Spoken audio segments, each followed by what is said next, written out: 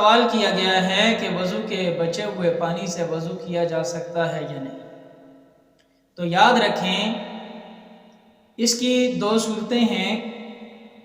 اور ان دونوں صورتوں کو جو بیان کروں گا تو بیان کرنے کے بعد ہر ایک صورت کا الگ الگ حکم بتا دوں گا کہ کون سی صورت میں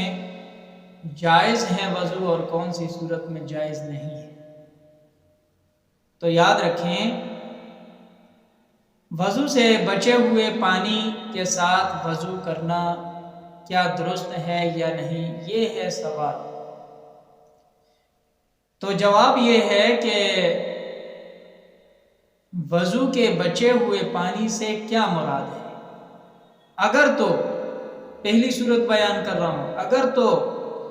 وضو کے بچے ہوئے پانی سے مراد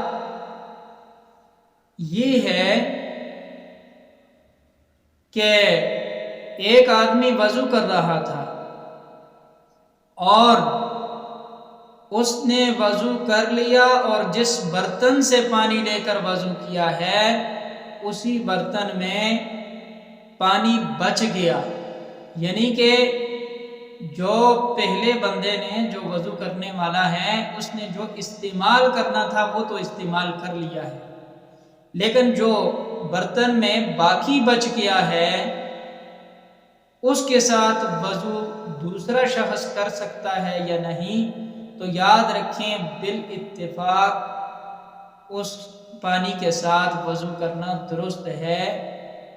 جو برتن میں بچا ہوا ہو۔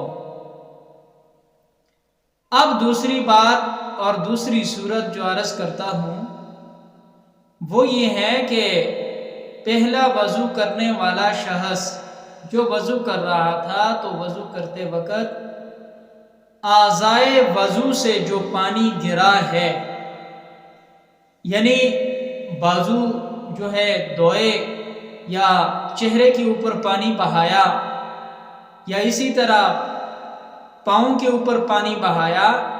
اور ان سے یعنی اعضائے وضو سے گرا ہوا پانی کہیں جمع ہوا اور اس جمع شدہ پانی کے ساتھ دوسرا آدمی وضو کرنا چاہتا ہے تو یاد رکھو وضو کرنا درست نہیں ہے، اس لیے کہ اس کو کہا جاتا ہے مائع مستعمل، اور مائع مستعمل یعنی استعمال شدہ پانی، تو ایسے پانی سے وضو کرنا درست نہیں ہے۔